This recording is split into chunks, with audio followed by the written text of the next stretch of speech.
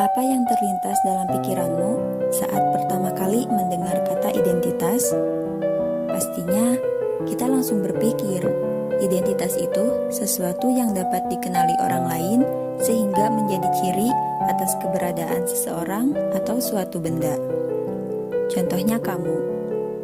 Seseorang mengenalimu karena kamu memiliki rambut yang lurus mungkin, tubuh yang tinggi, atau lesung pipit di kedua pipimu, atau juga karena kamu selalu berpakaian serba hitam.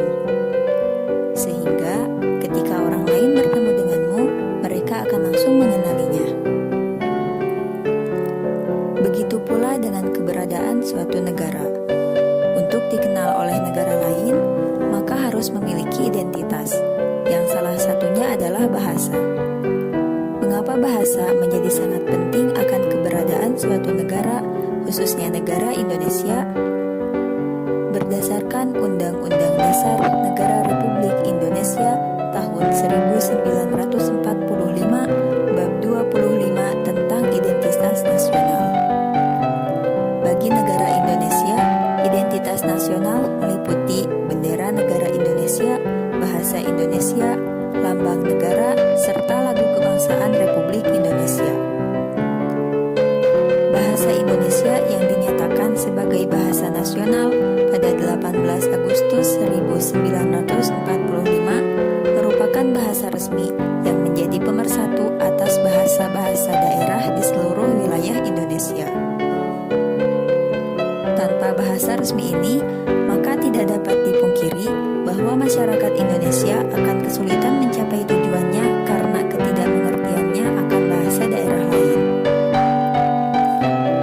Lalu, bagaimana bahasa di kalangan masyarakat Indonesia sendiri? Pada kenyataannya, masyarakat Indonesia belum sepenuhnya menguasai bahasa ibunya sendiri. Sekalipun menggunakan bahasa Indonesia, namun masyarakat cenderung menggunakan bahasa yang dipadukan dengan bahasa daerahnya, sehingga kalimat yang diucapkannya tidak sesuai dengan pedoman umum ejaan bahasa Indonesia. Banyak kata-kata yang bukan resmi digunakan dalam kondisi resmi. Contohnya kata sekadar yang selalu diucapkan sekedar. Dan ketika ditanya manakah kata yang resmi, hanya gelengan yang menjadi jawaban. Tidak salah juga ketika kita menggunakan kata download sebagai sebutan kita untuk mengambil sesuatu dari internet. Tapi, dalam bahasa Indonesia sendiri sudah ada padanan katanya, yaitu unduh. Tentunya peristiwa ini menjadi ancaman bagi identitas bangsa Indonesia sendiri. Jika masyarakatnya tidak mengenali bahasa yang sebagai identitas negaranya sendiri, bagaimana bangsa lain dapat mengenali kita? Tapi kan kita juga harus menguasai bahasa asing agar kita tidak tertinggal dan tergilas oleh arus globalisasi. Betul.